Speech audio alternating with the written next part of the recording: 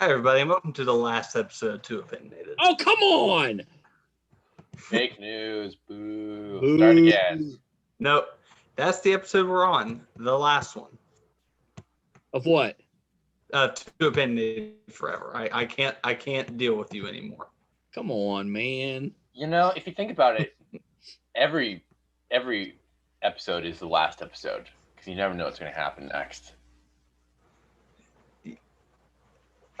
Also, that was kind of a bummer. Hello, welcome to episode 70 of Too Opinionated. Here I have 70! with Michael Wall and Brett. Thank you so much for coming onto the show. I really appreciate it, guys. It's my last name too. I didn't know which name you took. and Brett. Okay. And Brett.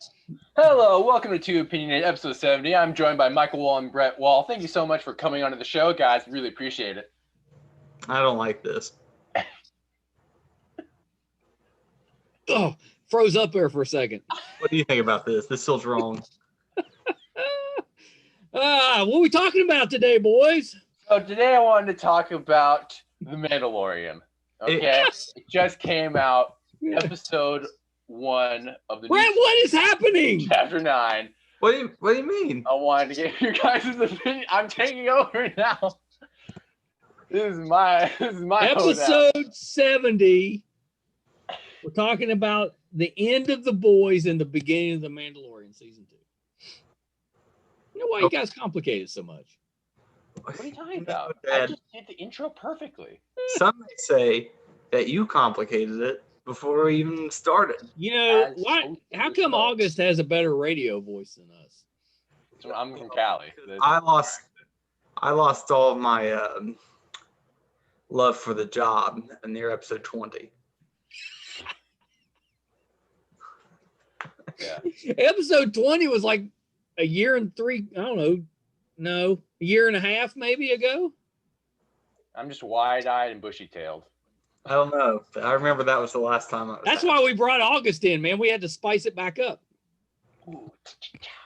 Yeah. I definitely remember that being the last time I was. Muy caliente. I'm here to add that paprika. We know you like paprika. Paprika is my favorite. It's your favorite? Yeah, that's my Favorite I spice? That one a lot. It's a good spice. It's All right, so that's your hot take. Paprika is the best spice. Like, I really like stabbing people. What's your favorite spice, August? Ooh, man, there's so many great ones to choose from. You got paprika, oregano, nutmeg, cinnamon. Do salt and pepper count as a spice? I say they do. Actually, yeah. If that's How the about case, cilantro? Does cilantro count as a spice? cilantro's overrated. No, I like cilantro. No, I You- wouldn't have said. you just think you like cilantro. You would have said what? I wouldn't have said oregano close to the beginning. That wouldn't have been the first. I thing agree said. that paprika is up near the top. I agree. I mean, I can't. It's better than turmeric. Turmeric clumps up, and like. Oh, the I have the dust. answer. Montreal steak seasoning. That's my favorite. Oh, okay. Yeah, there you go. I don't. Turmeric is good for you though. Yeah, but it's powdery. I don't want to eat powder. So Powder? I know you guys have had a chance to think about this. So in our candy bar bracket, who's the 16th seeds? Again, nobody knows what you're talking about, you boomer. Everybody knows. Do you want me to name 16 candies? Well, if Reese Cup is a 1 seed, who is Reese Cup going up against in the first round? So you're Who's right. The 16th seed. Well, you don't match candies that go together. You choose them at random. That's not how brackets work. What are you talking about? You develop a resume and you put them against each other. No, you pick them at random. That's like the novelty of it. You don't pick. Quick, pick 2 at random. Skittles and M&Ms. Oh, that's pretty good. So would you call M&M, is M&M a 1 seed? Is that a 2? That's probably a 2 seed, right? I'm Yes. going to abandon this bracket format, but I'm going to say I don't like M&Ms. I'm just going to straight up say it. I like M&Ms. M&Ms. I like Come on, Skittles man. better. M&Ms are good the first maybe 2 of them, but I've noticed if you eat a lot of them, they like your tongue gets like a weird aftertaste. Like it almost stings. It doesn't have much chocolate. You're eating them wrong. Peanut And M&Ms are a better, good thing. but aren't. They are better. Why am I so white? I thought it was like kind of tan. The mint ones are good. I've never had the mint ones. Those The sound mint pretty ones are pretty good. I look like vanilla ice cream. What is this? So you get 4 number 1 seeds. Who's your number 1 seeds? What? Can we just show him? Brett, can you share your screen and just put up a tier list so that we can translate this concept? Nobody wants a tier list. There's no Everybody- competition with the tier list. Dad, No, but we're ranking them ourselves. That's the debate. Is we're can't If you're going to rank them yourself, you might as well just go 1 to 20 or whatever. you can't use the tournament Madness. because Candy doesn't have any athletic abilities. They can't win. People vote. They vote for the one they want to win. We're not going to have a poll. We're not going to have it. Actually, go to this straw poll link right here if you want to vote on your favorite candy. People are voting right now. We're not. It's just 3. Okay, fine. Do it your way. I don't understand your way because I don't watch basketball. But sure. But you understand how a bracket works. Yeah, but okay, fine. Okay, so let's put 2 together. Yeah, M&Ms or Skittles. I think Skittles. We can't determine who's winning the bracket until we determine what seed they are. I don't even. We don't know what you're talking about. Oh, you guys are driving me to drink. My internet keeps cutting out, and I'm so happy about it. All right, I'm going to put together a candy bar bracket and bring it back next time. Okay. All right. No, why don't you explain how it works? T-shirt. All right, it's easy. It's easy. So you've got 16 seeds, right? Okay. 1 to 16. I think stop saying the word seed. It's the way that's what it is. Let him continue, Brett. I know what he means. You have 4 seeds in each region. So you have a 1, 2, 3, and 4 seed in each region. I'm dumbing it down. It's usually 1 through 16 in each region. Also, I do watch. I do understand tournaments, but so you got. So in one region you would have a 1 seed against a 4 seed, and the same thing in the other 3 regions. But you see, the problem this is why the analogy falls apart, because we're not talking about regionality when it comes to candy. We're not going to be like, oh, is the Hershey factory located here versus no, but we're separating them into brackets. That's why I said you have 4 number 1 seeds, 4 number 2, 4 number 3, 4 number 4, and then they're gonna, you put them against each other, and people are gonna vote, and we're gonna come to a winner.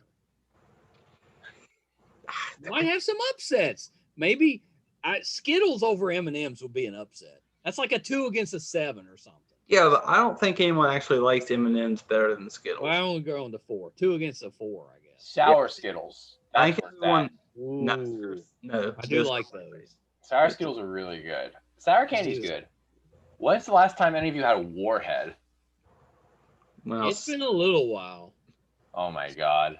I used to They're but I used to eat Warheads till my tongue burned. yeah, It was they're like too all sour. purple. I like the Sour Patch Kids better, I think. Sour Patch Kids are pretty good. They're pretty Yeah. sour sweet con. Can we all agree that the orange is the worst candy every time? The orange what? Anything. Oh. Or the yellow. Let me think about that. Uh, I do like orange jelly beans. Yeah, but is it really better than any other jelly bean? Yeah, I don't think so. orange and red are better than all the rest. It goes red, orange. no. Perfect. The best jelly bean is the white one, the toasted marshmallow one. Everybody knows this. Oh my Lord, you're the only person on the planet, other than maybe Chance Willard, that agrees with me. It's a definitive fact. What are we talking about first, Brett? We talking about the boys or the Mandalorian? Did you not see I was muted? It was for a reason, Michael. Oh, why are you muted? Crypto started barking. Oh my But gosh. ow! Get Stop. control of your surroundings. Didn't we already talk about the boys? No. We didn't talk about the ending. I thought Yeah, we we've did. never talked about the Oh ending. no, we were waiting for the finale. That Yeah. was, and then, and then me. Yeah. Okay, you're right. Okay, so Yeah, let's talk. Let's spoilers finish for up the boys. spoilers for the boys. In case you haven't seen the season 2 finale, we're about to dive into it. I think a good way to do this, because it is a couple weeks late, maybe we could start with like the worst thing about the season and maybe our favorite thing. Yeah, I like that. You start. Me? Yeah. Oh, okay. Okay. We'll put on the spot. I'll tell you two things I didn't love. One of them's kind of minor. I wanted more love sausage because I like love sausage. And, Love sausage is terrible. You mean the character from? Yes. Okay, yeah. Instead of just that one little cameo that they kind of did. Yeah, it may confuse you why I have a shoe right now. I just realized I'm going to throw it at my dog. Don't say that. Don't you hit that dog. I won't. I'm going to throw it at the wall beside him. Oh, okay. So, He brought that on himself. so the other thing I was sort of disappointed in is I didn't love who the main bad guy kind of turned out to be. Bad guy. I kind of wish it was somebody we had already known. I don't know. So you didn't care for the was the senator ended up being the bad guy? I liked her fine, but she kind of came out of nowhere. Congresswoman. Season 1. Congresswoman. Yeah. I don't know. I would have preferred to be somebody else. Do you think that she's working for Vought? No, I actually think she's a good guy.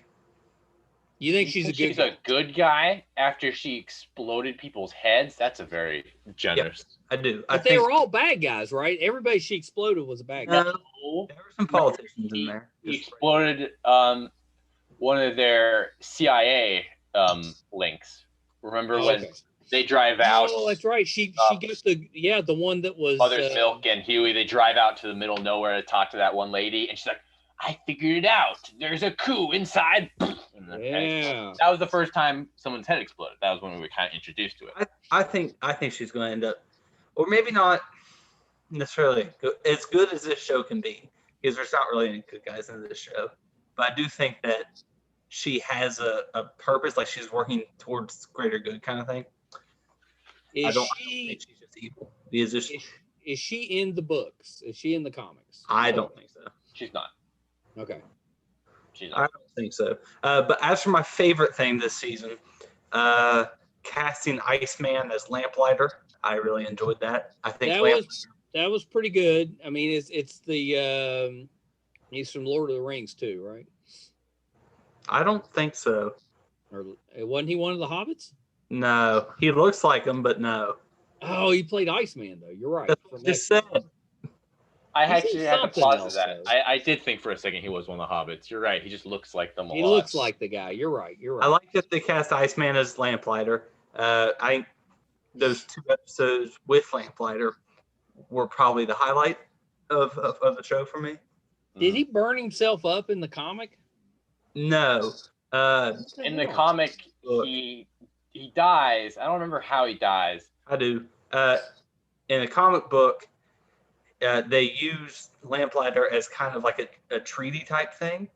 The boys get to kill Lamplighter in exchange for. Oh, that's right. In exchange for them, the boys leaving the 7 alone. It was like they get one of them. It was like a truce type thing. It's like a trade-off, basically. Yeah. Yeah. You're right. But Lamplighter was a former 7, right? Like he used to be in the 7. They kind of kicked him out.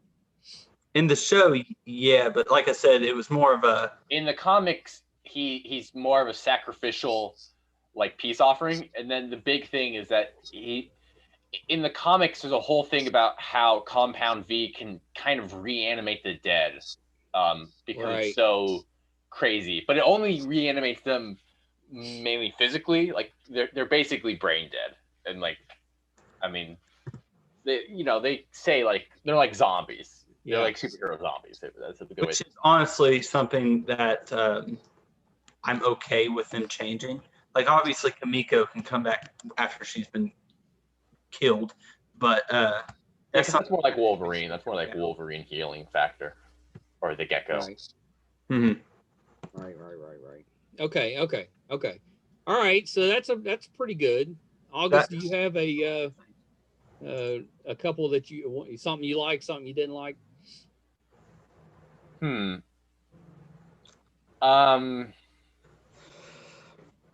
Yeah. One moment I definitely didn't like in the show, and they kind of addressed this, but was when Frenchie tried to make a move on Kimiko, or there's that one scene where he tries to kiss her, and it's just totally not the right vibe at all. And it's just like, what are you doing? But they address it later. It's like, no, we are just friends. Or we I am Frenchie. But that was forced. I also trying to think of what else I didn't like. I was surprised about the senator being sort of in on it, and I disagree. I totally think she's working for Bot. I think she 100%. But looking back, I'm okay with it. I think I don't know. But moments I didn't have I don't have that many complaints about scenes I didn't like. Well, so what'd you like? What was your big your one thing you really liked? What was the one thing I really liked? One thing I really did like, it was very subtle, but I liked it, was the scene where Homelander brings the kid to Vought World, and then he kind of freaks out because he's been used to they're not being any people, and he's like, oh god, I don't know that, and then they have that heart to heart where it's like, yeah, the first time I was let out of the lab, I freaking flew off and sobbed on the freeway.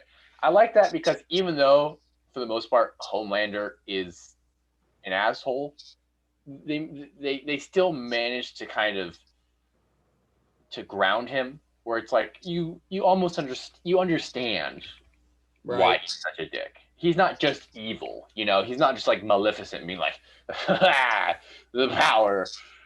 Yeah, I asked Morgan when we were watching it if she felt like Homelander was going to be taking a path kind of similar to Jaime Lannister. What do you guys think of that? I think they got a ways to go if he's going to go, become kind of like an anti-hero. Do you think that he's going to go on that heel change, that face change, and become somebody that people like Jaime Lannister? No. No. I think he's going the exact opposite direction. I think he's so desperately trying to find any sort of connection in the world, and every time he thinks he's found even a smidgen of it, it's torn from him. Right? First, he has that kind of romantic in season 1. He has that romantic relationship with his boss that then turns out to be another person lying to him. That's why he lasers her in the face. And then season 2, it's Stormfront is sort of this new, and his son are sort of these new outlets where, these are people who I can have an actual relationship with instead of just being this corporate face. But then obviously Stormfront gets lasered all hell and the sun gets taken away. I think he's just plunging further and further into dread. At the end of the season, I thought, I was like, all right, maybe he's going to have like a redemption arc. Then was the scene at the very end with him on the building. And I was like, jacking it. He's going to hell. Yeah, that was pretty definitive. I think that he's not going to. I hope they brought his umbrella. Because that's the main conflict with Homelander, is that on one hand he keeps being told he's like the ultimate person and he can do anything, yet on the other hand he's the most controlled person in Vought. Like they never let him out of sight. He's always being told to do. It's all about numbers and figures and this and that. Right. And so, I think that they're going to. I think he's going to let us down. Like I think they'll kill him real quick. It's not going to be a big conflict. It's going to be building up that he's the main bad guy, and it's going to end up being like Edgar or something like that. I don't think Homelander's going to be as big as everyone thinks he's going to be. That's interesting. I think he's going to start going on a tirade. Like he'll just have a mental breakdown, start lasering the hell out of people. And then there's going to be a moment where somebody tries to like reach out to him, be like, you've made some really dumb decisions today, but like you can be redeemed. And right when like you think he's about to like be redeemed, they're just going to explode his head. Because like, oh, we had to neutralize him. He got too out of hand. I didn't think he died this season. I just didn't. I don't feel like they're. I don't really feel like they're trying to kill him as much as in the first season. I feel like they have different goals now. Hey, but.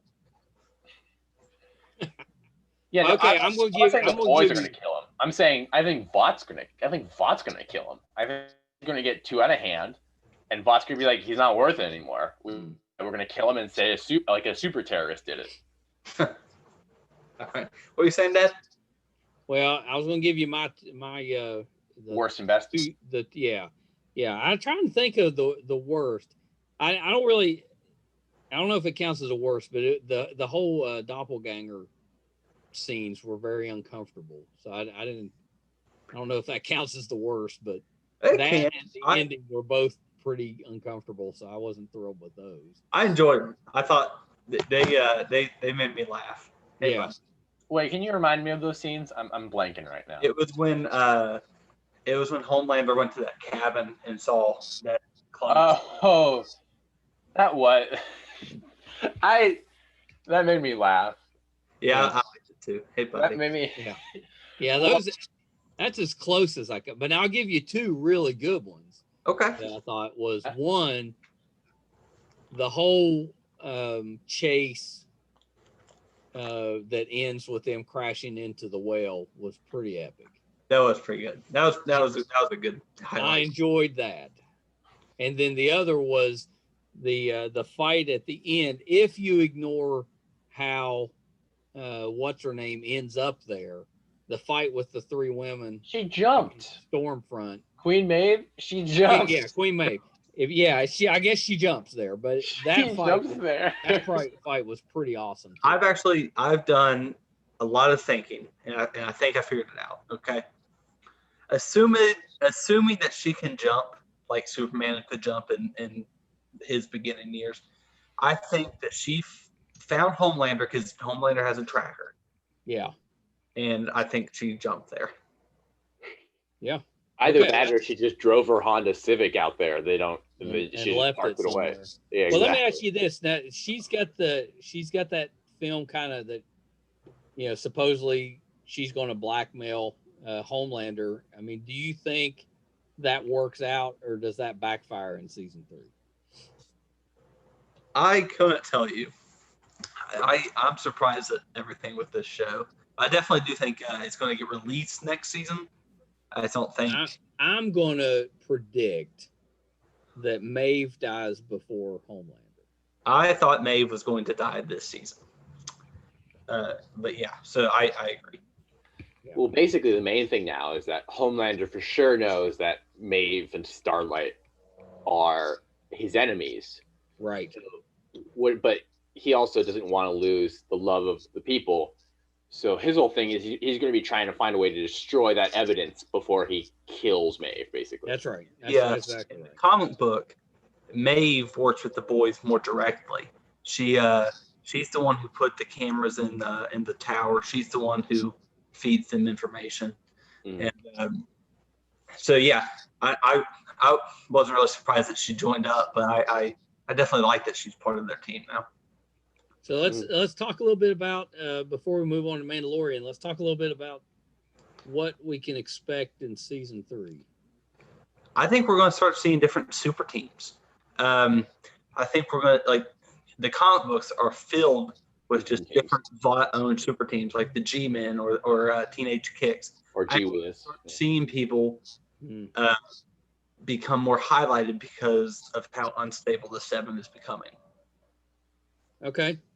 So yeah, I guess I think we're going, and obviously we're going to be seeing Soldier Boy next season. Part of it's who is it from Supernatural? It's Jensen Ackles, but and part of that team, along with Stormfront, is in the comic books. I mean, is Stormfront and that other one that's important. Oh my gosh, who was it? Soldier Boy, Stormfront. What? Okay, anyway, we're gonna see more. So Soldier Boy, supposedly he was the first superhero, right? Like the first celebrity superhero. The first. He's like Captain America, you know. Yeah. He's Captain America, but they make a point in the comics to be like, that's totally fake. Like it's just branding. And Butcher even's like when he's killing him, he's like, you didn't serve in the war, and you make who is on that team? Huh? I'm missing somebody big on that team. I cannot remember it. There's like 4 people on the team. There's Stormfront. There's the Soldier Boy. There's one of them who has wings.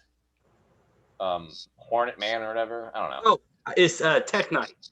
Tech Knight. That's the Batman, right? Was Tech Knight part of that team? Yeah, but he died before we saw the team. Oh. Yeah, but Tech Knight's part of the team. He's more of like if there was an amalgamation of Batman and Iron Man. Yeah. Okay. All right. Yeah. Oh my God, that plot line was so funny. I would actually say Black Noir is closer to Black Panther. Yeah, I did like the Black Noir. Everything I did like this season was just top notch. Yeah, I did like that. But anyway, I think we're going to see, especially whatever team they are. Is Black Noir dead? No, he's in a coma. He's in a coma because he had the almond joy. Almond joy. What about so the rumor is Jeffrey Dean Morgan's going to join the cast as well. Could he be Tech Knight? He's probably Tech Knight. That's a good thought. They're not going to use the same plot as from the comics for Tech Knight. I just know they're not. No. They're going to do something else with him. Any of the plots, really, because the plots in the comic book are terrible. They've changed quite a bit from the comics already, right? In the I just want to say, it's not going to be this, but I just want to say it because I find it one of the funniest plots in all the boys. So the plot of the storyline of Tech Knight in the comics is that for whatever reason, all of a sudden, Tech Knight just can't all of a sudden he just can't stop having sex with like anything and everything. Like he drills holes into watermelons. Oh Lord. He puts his dick in coffee cups. He almost like diddles his like sidekick, but then sends him off. What the hell? And then the climax of this is that there's an asteroid coming towards Earth that has a sexually shaped orifice, and he fucks the asteroid till it blows up. But it's revealed that the reason why he all of a sudden was like this is because he had a tumor in his head. But that made him. Well, yeah. I mean, that happens to a lot of people.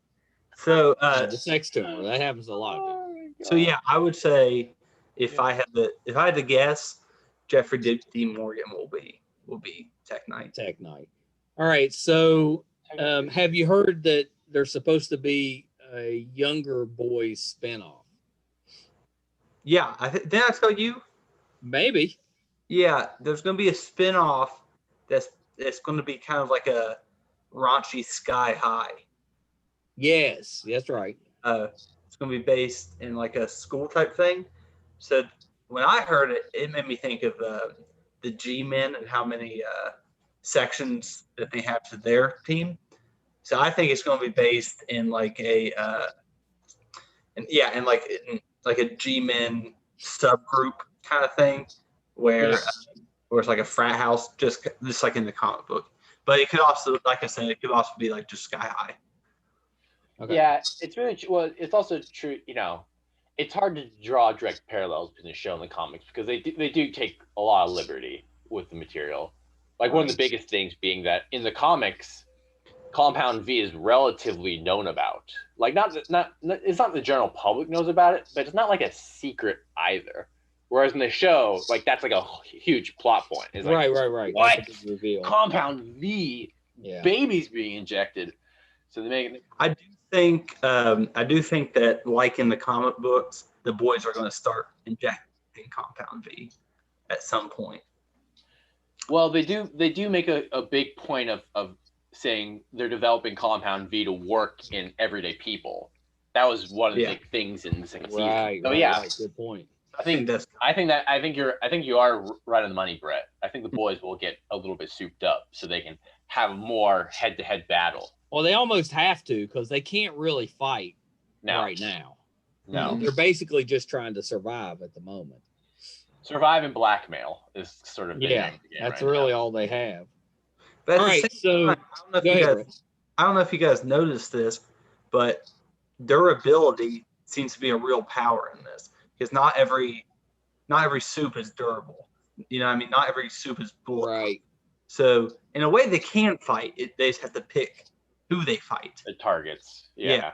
But I do think that Compound V is going to be a big factor when they fight Homelander and all of them. And it's already been kind of revealed that Stormfront will be back in season 3. So is she like in a recovery type of situation, or does she come back as like a cyborg? I'll tell you what I think. I think that she's going to make a white supremacist-esque superhero group. All right. I can see that. I think for the first half of season 3, she's just going to be straight up immobilized. Mm-hmm. And it'll be a thing where Homelander goes to visit her, and is like, I'm gonna avenge you, my white supremacist girlfriend. And then I think later on in season 3, she will be back up and going. I don't think she's going to go cyborg. I think they're going to go more so the route of maybe they harness Gecko's powers to regrow her limbs. I don't know. Okay. For whatever reason, I feel like the cyborg route would be too much of a departure from the world that they're kind of building. I can see that. I think she's probably going to combine with the Emperor and start building a Death Star. Okay. You see, the joke there is that she got Anakin Skywalker at the end. Yeah, I think you're spot on. So, all right. So, overall impression of the season. What's your 1 to 5 star rating, Brett? Okay. Well, at the beginning, before the season started, I posted on Facebook that I posted a poll and I asked people if this season is going to be better, worse, or about the same as last season. And now that I'm like kind of thinking about it right now, it's exactly the same. It's same quality, and I think it's just as good. So I would give first season 5 stars. I'll give this season 5 stars as well. You can't be upset because the story's changing, so it's good. I enjoy it. I'm assuming out of 5 stars. Yeah, 1 to 5. Yeah, what's your rating, August? I'm gonna go a little lower. I'm gonna give it 4 stars. I think it was good, but I do think there were some moments where there are some episodes that and some moments in the show that kind of felt like filler, where it was like they were padding out time to get to the plot points they knew were really cool and important and like the action beats. Like again, the whole thing where Frenchie follows Kimiko doing these hit jobs. It's like, you do not have to be the monster. Like, That was rushed. I just didn't think it was necessary. I think, Yeah, that's a good point. you know, like I get they're trying to develop her because like, oh, her brother died, so now she's pissed or whatever.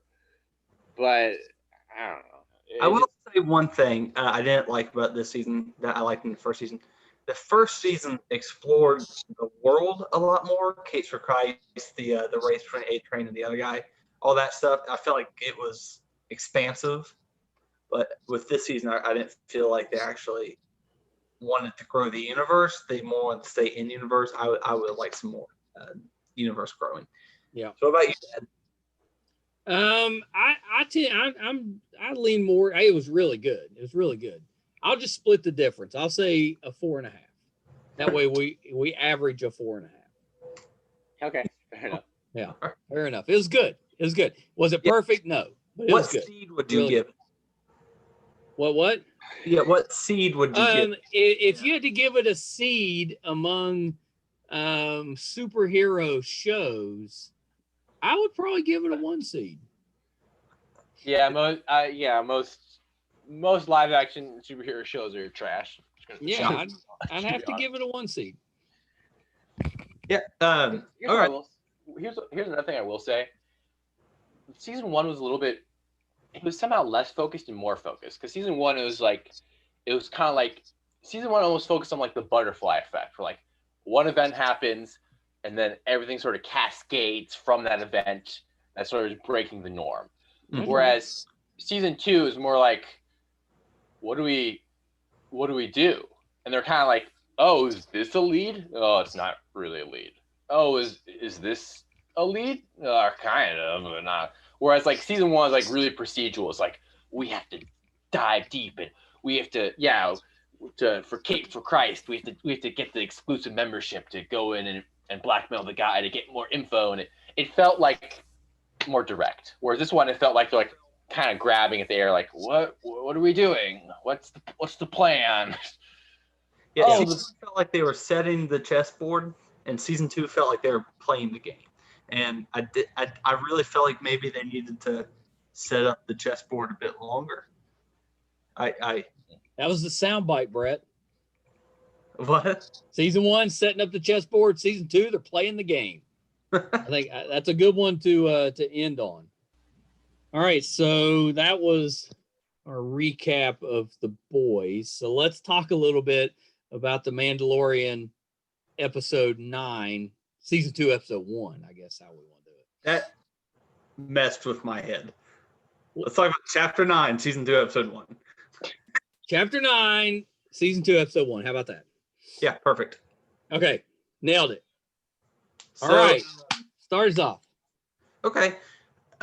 One thing I wanted to say, kind of right off the bat, is I think that they have successfully created one of the coolest characters in the Star Wars fandom.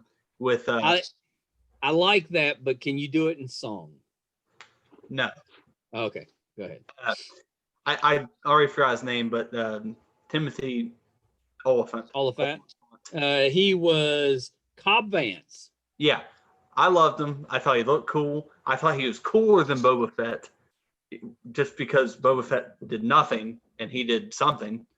All right, so spoilers, because we're going to get into this episode, so earmuffs if you haven't watched it yet.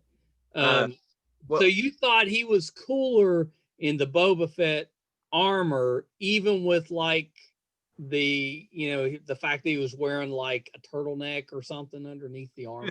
Let me finish this real quick.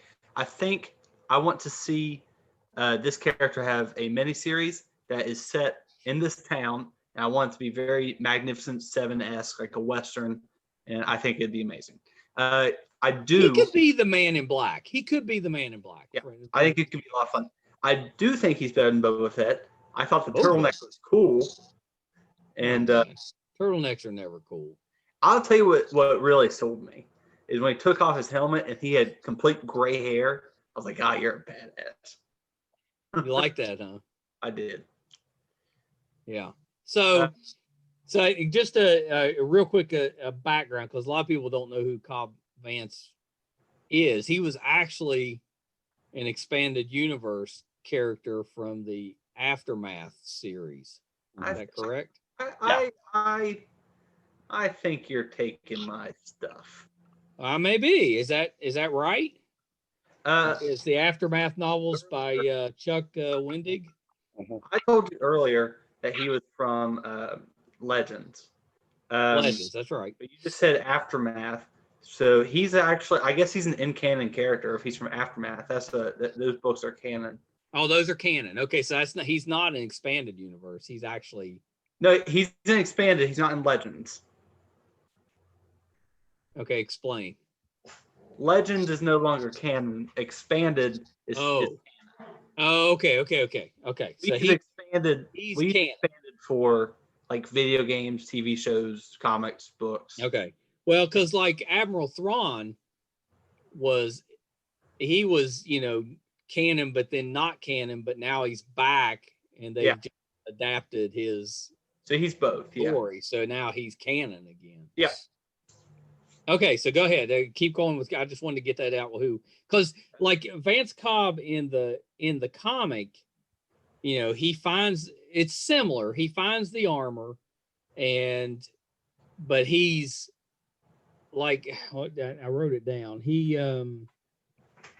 He actually teams up with the Rancor trainer from Jabba the Hutt, and they free the town from a group of raiders. It's not the mining operatives. It's a group of raiders. But so in this one, he's more teamed up with that Weequay bartender instead of the Rancor keeper, which I thought that would have been cool if they had the Rancor keeper in. I'm looking up and seeing when if Aftermath is a thing. So keep talking. I mean, for a minute.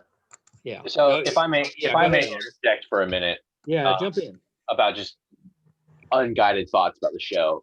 First off, I found it really weird that in the Disney Plus menu, this episode wasn't titled in the same way.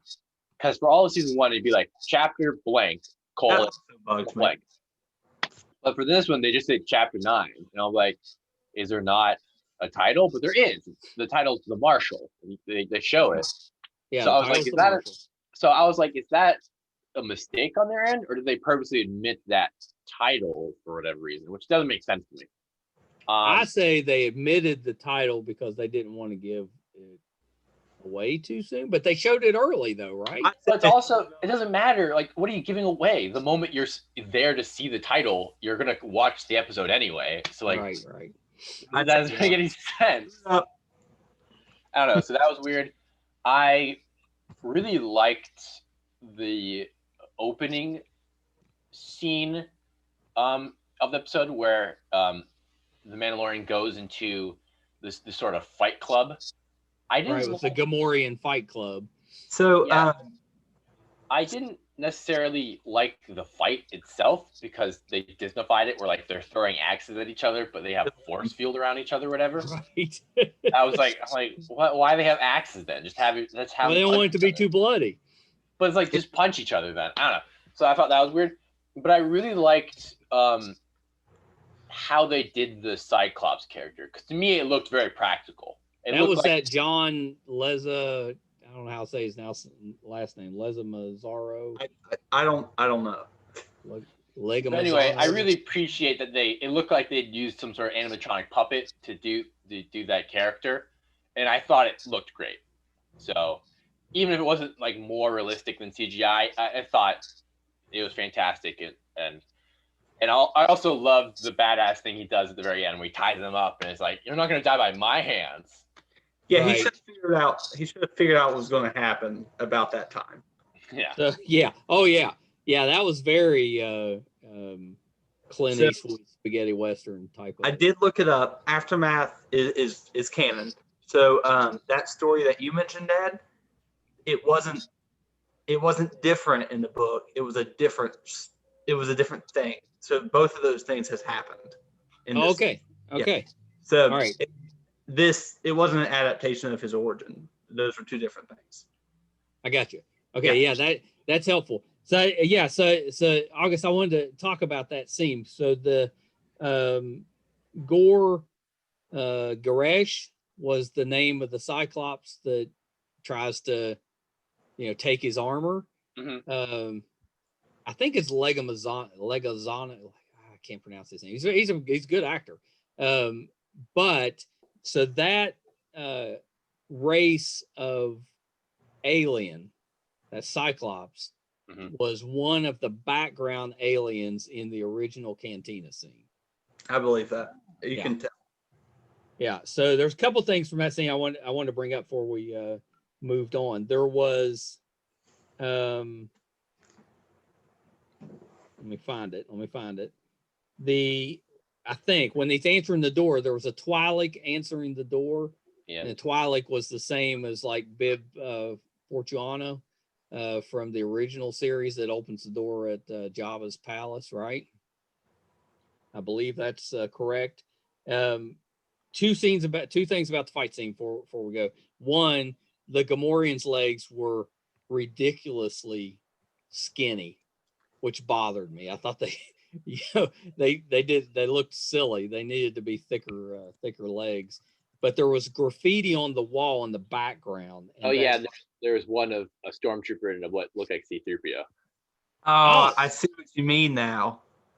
About you looking at the skinny legs? Yeah, that's kind of funny. That's kind of funny. Yeah, I didn't catch that with the stormtrooper, but there's graffiti on the wall, and that graffiti is supposedly by a Mandalorian freedom fighter named Sabine Wren, who is rumored to be played as going to make an appearance in the show by Sasha Banks, who's a WWE women's champion, I think. Oh, okay. But she's supposedly going to play that character, but that was supposed to be a reference to that. So the question I have for you guys with that scene, because I did enjoy the opening. So what were the red eyes? Sabine is from Rebels, the cartoon. Oh, right. Yeah, she is. You're right. The character is actually from Rebels. Yeah. Yeah. So but now I couldn't find anything on the red-eyed creatures. So any ideas what they were? Angry Jawas. See, that was the funny thing is that when the scene started, I thought they were Jawas because that's all we've ever seen, the glowing eyes. But then at the end, it clearly seems like they're like almost like wolves or like more like dogs. Maybe they're womp rats. Yeah, womp rats. Looking at a picture of womp rats, they're actually they're not small. They're about 2 meters wide. Well, yeah, that's what Luke says. They used to, womp rats were, because the port was supposed to be like 2 meters wide, and he said, well, we used to shoot womp rats that were just a little smaller than that. They could be womp rats. But it could also, there's so many dang creatures in Star Wars, it could be anything. It could be anything. Yeah, I just didn't know on that one. It's purposely vague, let's be real. All right, so what else? What else you want to talk about? So that was the kind of the opening scene. Pretty good. Well, you know what I also want to talk about? I want to talk about the fact that we've now been to Tatooine twice, right? Yeah. Mm-hmm. Nobody ever talks about Luke Skywalker. And you would think he would be the most talked about thing on Tatooine ever. I can't answer that. Well, for one, I don't think anyone actually knew him very well. He lived kind of in the boonies. Yeah, that's true. But then I don't know if he often tells people he's from Tatooine. Well, they did reference Mos Eisley, being at Mos Eisley and watching the second Death Star get destroyed. But Luke even comes, I don't know. I feel like in the beginning he probably would talk to like Han and Leia and other people like, yeah, I'm from Tatooine. And then they have to go back to Tatooine to kill Jawa, Jabba the Hutt. It's like, yo, remember that crazy wizard who came and killed the Lord of all crime? Remember that dude? Yeah, that's true. You think somebody to know. I'll give you that one. It seems like he'd be a legend at that point. Yeah, like you would think, just like a little bit of a mention, like because like he's such an important character. Like you think it'd reverberate a little bit, Yeah. But like just nothing. It's like space. What do you think about them Fire. going back to Tatooine? Hate it. I kind of liked it because they delved into Jawas and Sand People and even the Look. Gamorrean Guard stuff. Oh yeah, they Ways. in the Jawas and Sand People. That's what I've always wanted. I thought it was interesting. They gave the Sand People kind of some background, made them a little bit. I liked the guys. fact that they humanized the Sand People a little bit more. I did. You know what? Oh wait, I know what I want to talk about. I know exactly what I want to talk about. Oh my god. So right after the cold open and the title card comes up, the Mandalorian's flying to Tatooine, and they have one shot of the planet. It looks like Earth. I swear to God, I was like, that's North America, that's South America, that's Africa. I'm like, and all of a sudden my mind's like, is Tatooine just Earth in the future when the oceans have dried up? I see what you mean a little bit. It's in a galaxy far away. It's a long time ago in a galaxy far away. Though. Yet somehow in the future. I know. That's interesting though. I'm telling you, if you look at that screenshot, it looks kind of like Earth, and it's not perfect, but it was a close enough thing where it made my brain turn. Anyway, I just want to point that out for a second. That's interesting. What did you think of I'm probably saying this wrong, but the crate dragon? Oh, real quick, I should say that the planets in Star Wars are usually like 3 times smaller than Earth, including Tatooine. Okay, so they're more moon size. Yeah. I don't know. All I'm saying is that one shot, I saw continents that looked very similar. Interesting. That's all. Interesting. Well, they're on a budget. So what about you got the crate dragon? I'll tell you what I liked about it. I liked the fact that they finally showed what the heck that skeleton was from A New Hope. When they're walking through the sand, the droids are walking through the sand, they pass the that big monster skeleton. Oh yeah. That's the one of those dragons. I liked it. I liked the creature a lot. It made me think a lot about, again, when I see something like that, it just makes me wonder like how that works, right? Like how does a giant sand go through? I mean, how does a giant worm basically go through the sand like it's water? Yeah.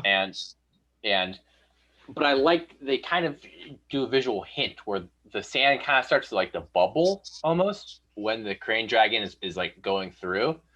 I literally think that creature's like has like pores all around its body that it's like breathing out air to like aerate the sand to like. That's interesting.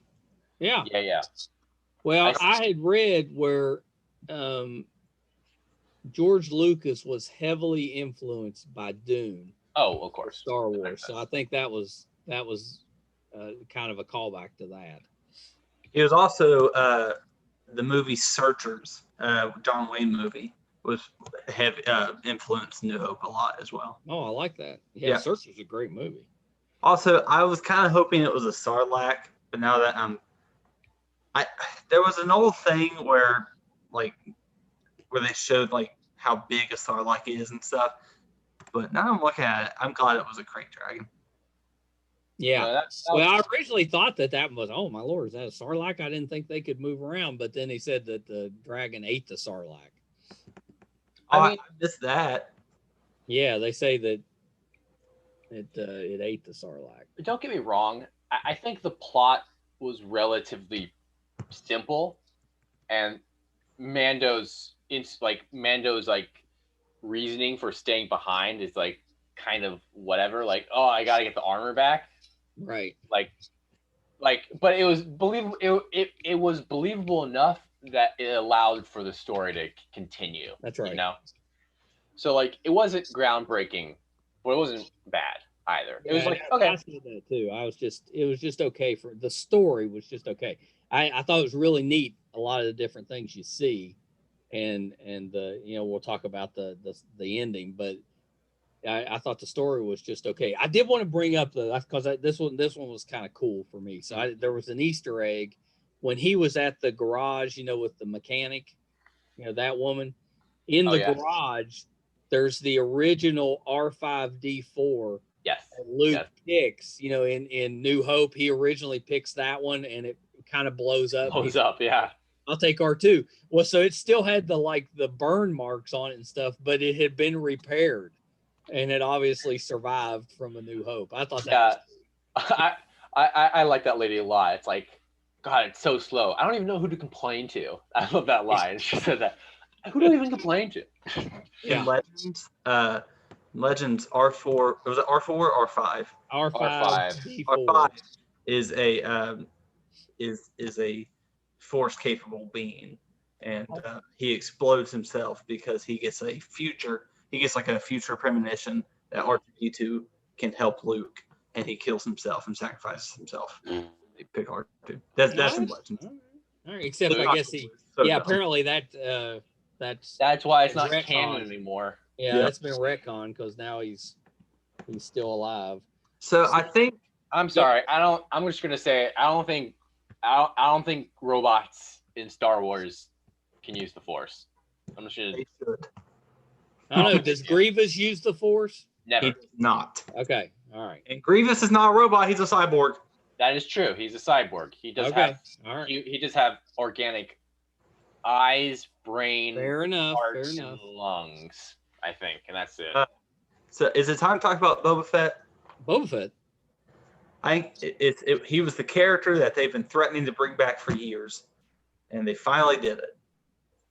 Yeah, so they teased the armor, and then in the non-canon comics, Boba Fett, his armor is strong enough that he's able to escape the Sarlacc pit, and he's basically dying in the desert, and Dengar finds him and nurses him back to health, and eventually Boba Fett becomes the leader of the Mandalorians. That's in the that's non canon anymore. Yeah, I was gonna ask, how the hell does anybody survive a Sarlacc pit? I mean, that's pretty.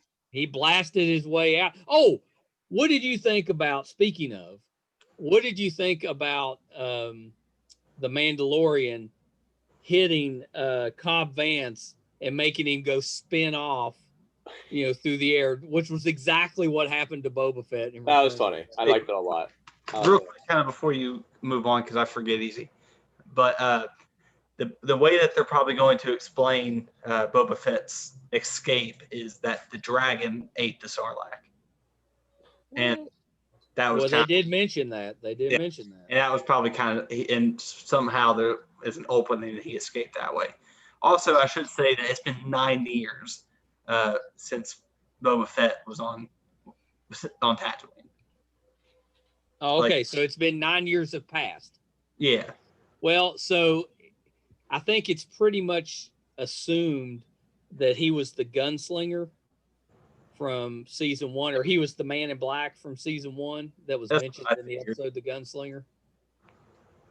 Yeah. Right. Remember, it had that little thing where he checks the dead guy, kind of shows him, but not shows him. You can't see his face. And now, so the question now, because he shows up right at the end, right? So he shows up right at the end. It's it's the Jango Fett actor. What's his name? Timura Morrison. Is he trying to get his armor back? So he's tracking tracking Cobb Vance, or is he there? Is he trying to get Baby Yoda? So he's like maybe tracking Baby Yoda to try to get him back for what's left of the Empire. What's he doing there? Is it just random? What's happening? I think he's just trying. I'm hoping that he found a life of solace, and he's just he's hunting for food. And he happened to see it. No way. I kind of think the same thing. I think he's given up. I think he's given up the bounty hunter life. So you think he's going to be kind of a good guy in this one? Well, not necessarily bad or good, but just sort of like he's, a hermit. His life's behind him. Maybe he wants the armor just for sentimental reasons, but I don't think he's like, yeah, I'm getting back in the game. If anything, I think maybe the plot point will be that the Mandalorian meets Boba Fett, and then it's like, wait, this is the guy my religion's based off of? It's like, yeah, man, I'm just a bounty hunter. Yeah. This guy that's a See, jetpack. I think he's there for a purpose. I don't know what they're going to do, but I think he has a purpose. He's either trying to get his armor back, he's trying to capture Baby Yoda, or both. That's what I think. Also, would you guys be open to the idea that it's not Boba Fett? Would you be open to the idea that maybe it's a clone trooper, maybe it's Rex, maybe it's Clegane, maybe it's Wolf? You know what I mean? Honestly, I hope it's just a random dude. I hope it's nobody. I hope it's like a guy who's like, No, oh, there's a Mandalorian on a speed bike. no, Well, no, it's Boba Fett. Everybody wants Boba Fett. It's Boba Fett. I'm just asking. No, I get it. You desperately want Rex back in the. I would prefer to see Boba Fett in this. But right now, I'm happy he's Boba Fett. But I'm just asking if you're open to the idea. Yeah, no, it's Boba for sure. But the question is, are we going to see more of him this year, or was that a teaser and he doesn't come back for a year? I hope it is Boba Fett, but I hope it's Boba Fett in the worst way, where like after being the Sarlacc pit, he has full blown amnesia and just it's a huge letdown. Like legend, he's like, can I help you? I would like him to do some of the have it so that he was rescued by Dengar. That way you could bring him into it too. Also, sorry, I said Clegane. It's not. It's Gregor is his name. Gregor. Yeah. Actually, Gregor Clegane was a Game of Thrones character. I know. I want to rewind just a tiny bit before that reveal back to the dragon fight. I absolutely loved the trick, the visual trick they did, where they finally, for the fight, you know, the whole show has been in widescreen, and for the fight, they pull back the bar so it's full screen. I didn't even quite notice it the first time. I almost like it was more subconscious, but like I don't know, it just really drew me into the scene and like made it feel that much more like in the moment. I thought it was a great choice by Jon Favreau. Yeah, it was good. Yeah, you're right. Very good filmmaking. That was really good. Did you like that the speeder bike that he was on was made out of old pod racers? I did like that actually. Yeah, that was cool. I thought that was cool too. That's I didn't catch that. What? Oh yeah. The speeder bike that the Marshal is riding. One of the engine is the same as one of the engines from the pod racers. Yeah. Well, I see that now. I totally didn't even connect those two things. Yeah, it's so cool. I love the fact that they do stuff like that for the fans, because the callback stuff's pretty awesome. Mm-hmm. I thought that was and another one I meant to mention. They showed like little creatures in the sand real quick in one scene that's just kind of like they're passing through, and it shows the little creatures scurrying around in the sand. I thought those were Womp Rats because they just talked about Womp Rats. I thought those were Womp Rats. They were in the original trilogy, but they're called Scurries. Okay. Well, they're probably still Scurries. Yeah, they're Scurries. So I was just mentioning that because I thought those were Womp Rats. I wanted to bring up too, because when I was watching it and I was reading some stuff on Boba Fett, because it's been a little while, there was a comic book. It came out I'm pretty sure it came out in England first, and then they reproduced it in the US in like a paperback. But in this one, Boba Fett is dispatched by the Empire to capture this rebel pilot that is very important, right? So him and this other bounty hunter that's a Wookiee called Black, Kashyyyk or something like that, try to capture Luke, and they fail. Yeah, they fail. Which the point of it is, it shows that Boba Fett and Luke actually met before Empire, but it fails. But then Boba Fett brings back to Darth Vader that the name of the pilot was Skywalker, which is supposed to mean that's where he finds out that Luke is his son. But of course, none of that's canon anymore. It is canon. Oh, that is canon. Yes. Oh, all right. Yeah. I didn't think it was anymore, but no, anything that happened. I was going deep into the memory banks for that one. Nah, No, that came out actually, in 2015, and so that's well, not that deep. Okay. you bring up I just thought of something. I don't know why I've never thought about this, but the whole reason why Luke is on Tatooine is sort of that he's kind of hidden, right, Right. from the Empire. Why does Obi-Wan decide that he should keep the last name Skywalker? Like, if you're trying to stay under the radar, like, why not just take a new last name? Like, no, you gotta go on Tatooine and hide, but you should keep that really obvious last name that definitely connects you. Yeah, that's pretty good. You're right. I mean, he was with what's the name of the aunt and uncle he was with? Baru. Owen yeah. Owen and Baru, and they were Skywalkers. But yeah, There's that's a reason, but I cannot remember it from the life. that's a decent. So, do we see, like, does this story with Boba Fett continue now, or is it going to switch back to the Darksaber and Gina Carano's character is going to come back in? How's the rest of the season going to unfold? It's not going to be two different sub points. It's going to follow Mando the entire way, and when he gets back to the plot, so will they.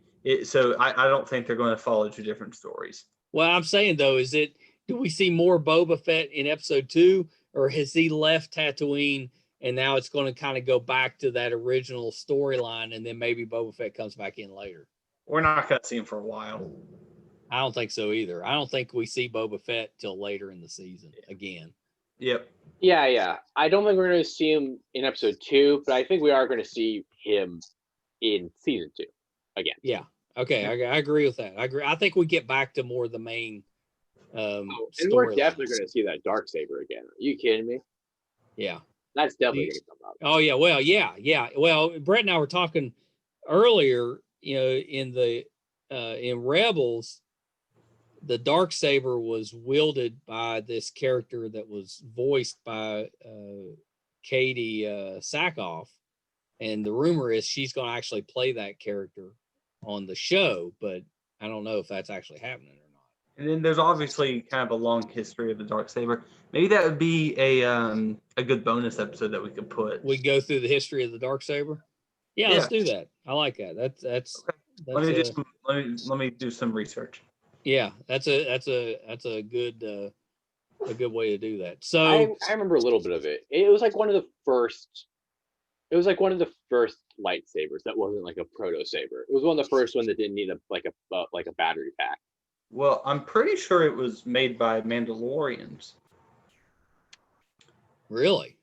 Yeah, it's kind of. I don't know if they made it, but it's been in their possession for a long time. I'm pretty sure it's like their kind of sacred weapon.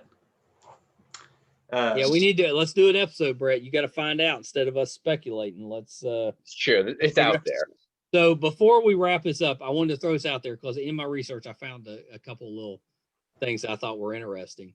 It got so dark in here. Yeah, I know. I see that. Hey, Luke, turn on a light. Turn a light on. I'll turn my thing on. Mark Hamill wanted George Lucas to make Boba Fett his mother. What? He wanted it to be revealed that Boba Fett was his mom. That'd be cool.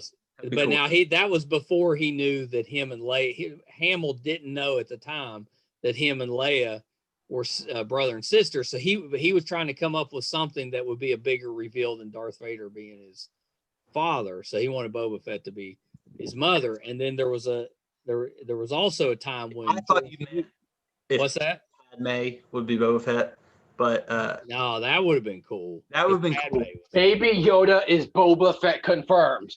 Yeah. There was also Lucas had considered making Boba Fett Obi-Wan Kenobi's brother. That would have been cool. I would love that. Yeah, but he decided against that. But I like all the clone stuff. I'm a fan of the clones. Do you think Baby Yoda is a clone of Yoda? Yeah. Yeah, I do too. I do too. I No. think he's a clone.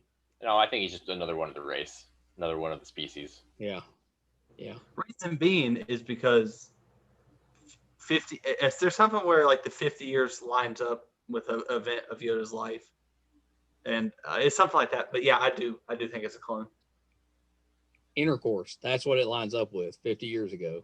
That's not a clone. I don't think Baby Yoda's a clone. Baby Yoda's just another one of the species.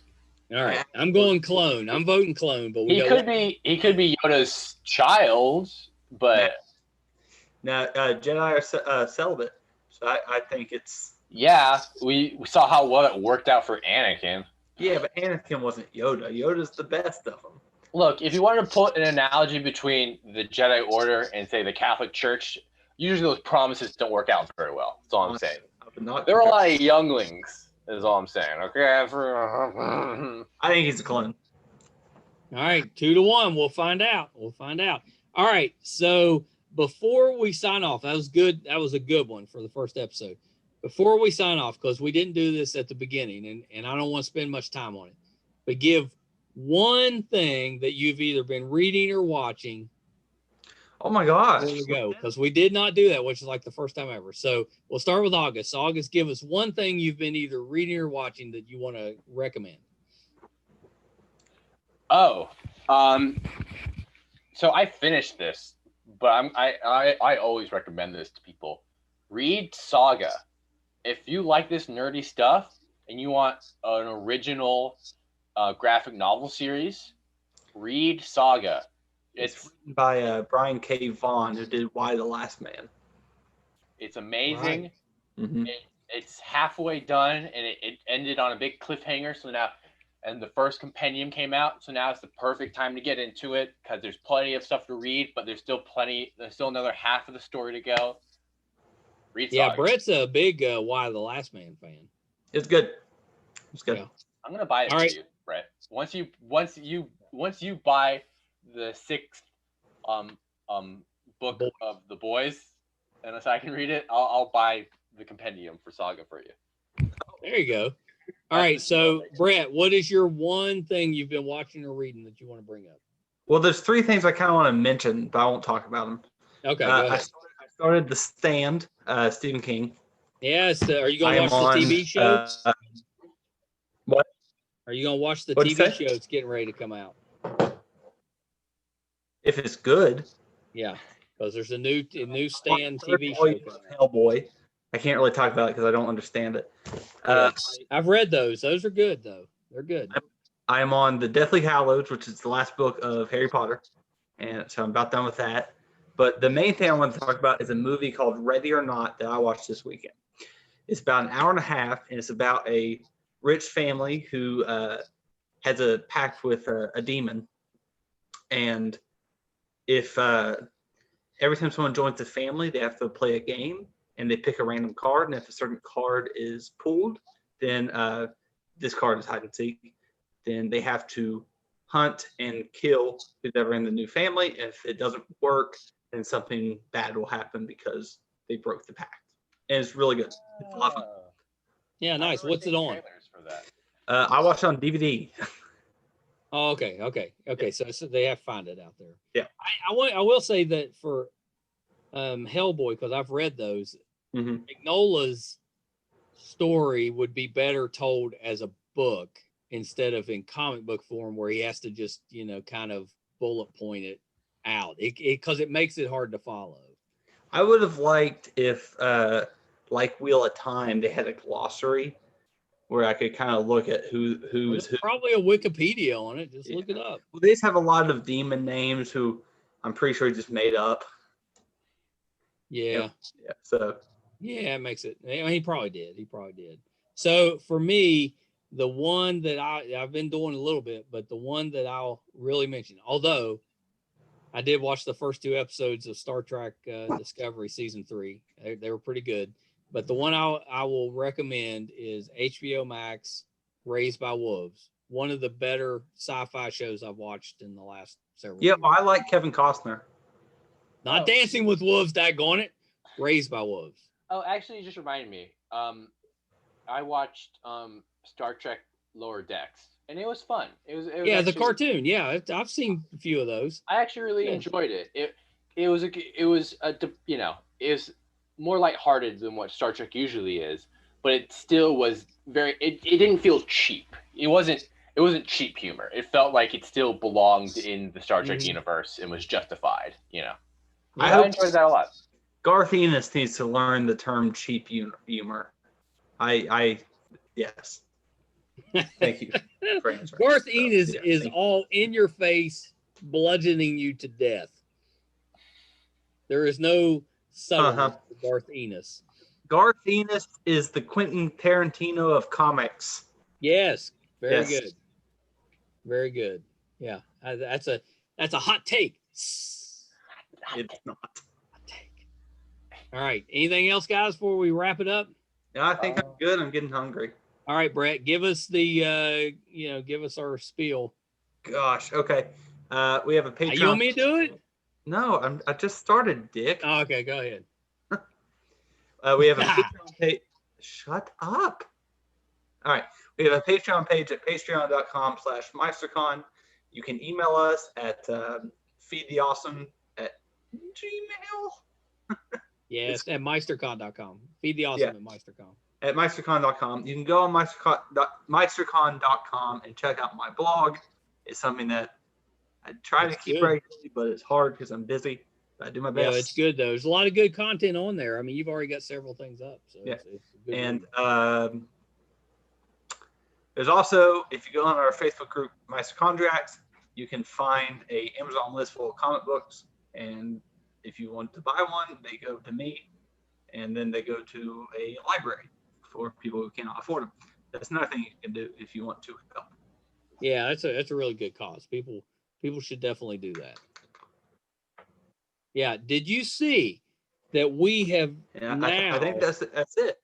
Well, I was just going to mention before we go, as you froze up a little bit. Yeah. We are now in 43 countries. China is now on board. Anybody? Oh, wow. Yeah. China, we're in China, man. Ni hao. Ni hao. Well, that doesn't really work. That's hello. That's hello, but I don't know how to say goodbye in Chinese. Ohio gozaimasu. I think that's Japanese. Yeah. I know ni hao, but that is hello. So yeah. Well, 43 countries, which is 42 more than whatever else rinky-dink podcast everybody else is watching out there. So stop watching that nonsense and get on board with us. You don't say this stuff at the end. Spanning the globe. You tell people about us. Spread the word. MeisterCon for life. Too opinionated. Too spooky. All of it for your entertainment. I just don't think you understand. You don't tell people to listen to the podcast at the end. They've already listened. We'll keep listening. And then you also doing it wrong. You also don't put it in the description. You do it every time. They don't care. You know who tells people to listen at the beginning of the podcast? People that aren't in 43 countries. That's what. We're not telling you to listen to the podcast. We're telling you to tell your friends about the podcast. Tell your family members, your coworkers, your dog. I mean, would it kill you? Would it kill you to bring somebody else to the podcast? Would it kill you to go on patreon.com/MeisterCon and maybe put a couple of bucks into the coffers so that we can get this podcast studio up and running? Would that kill you? Is that asking too much? Come on. That I'm leaving in 10 seconds. You better make it. Join the MeisterCon family today. That's right. Live long and prosper. 9. All right. 8, All right. That's all we got. Thank you for listening. Boom. 3, 2, 1. Bye.